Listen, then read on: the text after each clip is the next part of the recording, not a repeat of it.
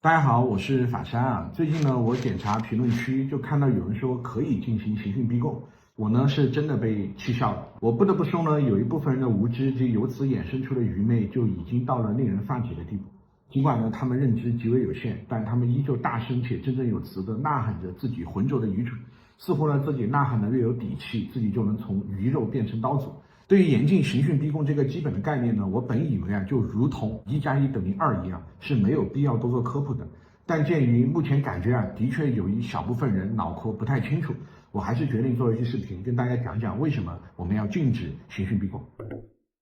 首先，我要跟大家明确一点刑讯逼供是我国法律明文规定的犯罪行为。刑法第247条明确规定，司法工作人员对犯罪嫌疑人、被告人实行刑讯逼供，或者使用暴力逼取证人证言的，就要处3年以下的有期徒刑或者拘役；致人伤残和死亡的呢，就分别依照故意杀害罪和故意杀人罪的规定从重处罚。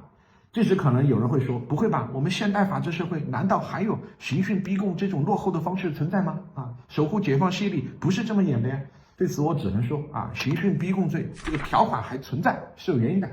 虽然我们要充分尊重和认可近40余年来我们中国法治建设的进步，充分的看到依法治国4字方针在社会发展过程中的贯彻落实，但也不能否认这个地球上不是每家派出所都是坡子街派出所。政法队伍中还有一些渣滓存在，当然队伍呢也肯定在自查自纠。我就简单举个近几年的例子，刘芳菲大家应该都知道吧，央视主持人，主持过3年央视的春晚，做过3届全国青年委员，还是吉林省第11届的政协委员。2017年，她的老公香港富商刘锡勇怎么死的？在吉林延边，就是他做政协委员的吉林，被地方检察院办案人员刑讯逼供致死。虽然一方面天网恢恢疏而不漏，相应办案检察人员呢最终都受到了法律的惩罚，但另一方面他尚如此，你何以看呢？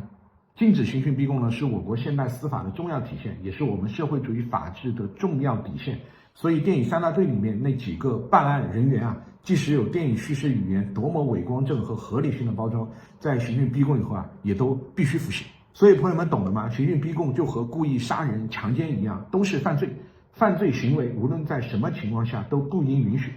你说可以刑讯逼供呢，就跟说可以强奸、可以故意杀人一样，属于一本正经的胡说八道。只要是犯罪行为呢，就一定要受到法律的惩罚，必须承担相应的代价。而这样的情况下，刑事诉讼法第55条还规定了，只有被告人供述没有其他证据的，就不能认定被告人有罪和处以刑罚。第56条规定采用刑讯逼供等非法方法收集的犯罪嫌疑人、被告人供述和采用暴力威胁等非法方法收集的证人证言、被害人陈述，就应当予以排除。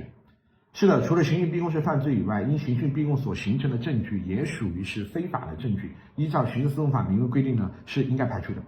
这是为什么呢？原因很简单，因为除了意志力万中无一的绝对强人，没有任何一个普通人能长时间的顶住刑讯逼供。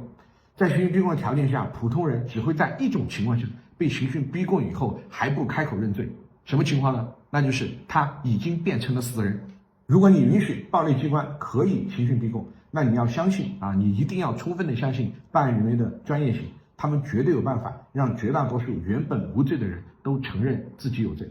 这次你别不信且不说真在你身上试了，有些刑具光摆在你面前，有些操作光让你听一听你就腿软了。我们在电影里看到的各类刑讯逼供手段暂且不表，法大的陈碧教授呢在一时做过一个演讲，里面他就有分享到由美国专业人员美国的专业人员研究以下2种刑讯呢是一定能战胜人的钢铁意志的第一是濒死体验，比如说水刑20秒就够了，多几秒说不定你就死了，这样多给你来几个20秒，让你天天体验死去活来，且来完以后呢你身上连伤痕都没有看你招不招。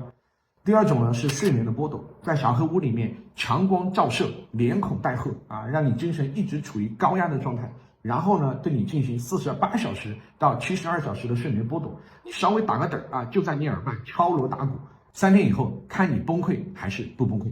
当然呢还有更有技巧的就是你不是要每天8小时的睡眠时间吗？好，我给你保证，我把一天拆分为12组2个小时然后排列组合，每天保证你4组不连贯的睡眠的时间今天是2点到4点，明天是6点到8点。你问我有没有保证你8小时的睡眠时间呢？我保证了呀，但你睡着了吗？你能睡着吗？那是你的事，与我无关。这样到了最后，你肯定是他们想让你说什么你就说什么了，因为你什么都不想了，你只想快点结束。所以啊，朋友们，你想知道地狱是什么样子吗？你被刑讯逼供，你现在就知道了。当你在被刑讯逼供时，你处在一个封闭的环境内地球发生了什么你也不知道，你迎接的只是接连不断三班倒不断给你施加的痛苦，你看不到希望只有绝望。那时你才会明白，管你是哪路神仙，阎王来了你都得开口。然后呢，我想这时又有大聪明要问了，要是犯罪嫌疑人不见棺材不落泪，就是不招，该怎么办呢？首先，你逻辑上最大的问题就在于你先做了一个假设，即假设如果不采取犯罪的方式，我们便不能够得到正确的结果。但很多口供其实是可以通过合法的方式获得的。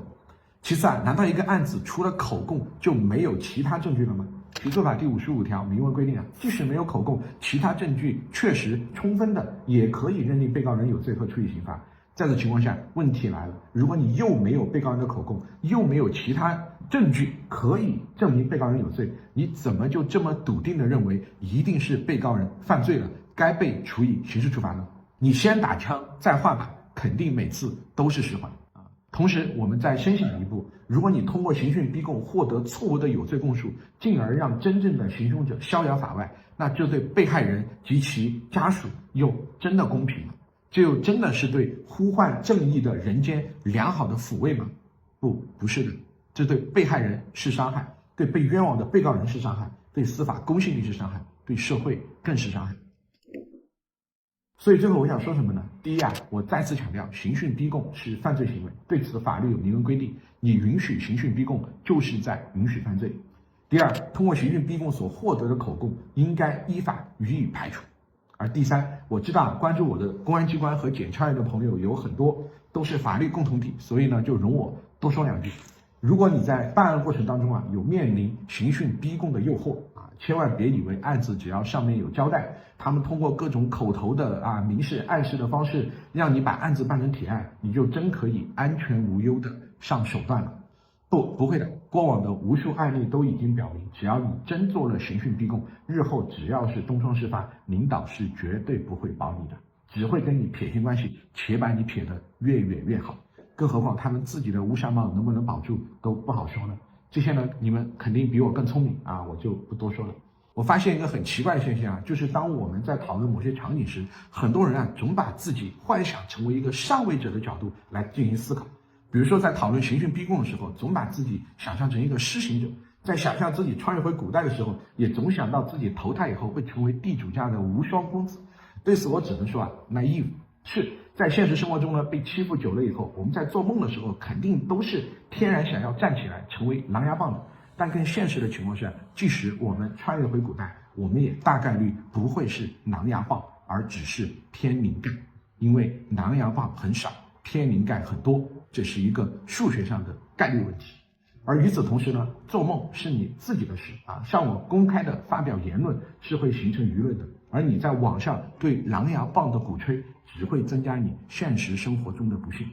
我建议你多为那些在琅琊榜前瑟瑟发抖的人说话，而别为琅琊榜说话。你再为琅琊榜说话，棒子想要敲你的时候依然会疼，且那时你还必须叫好。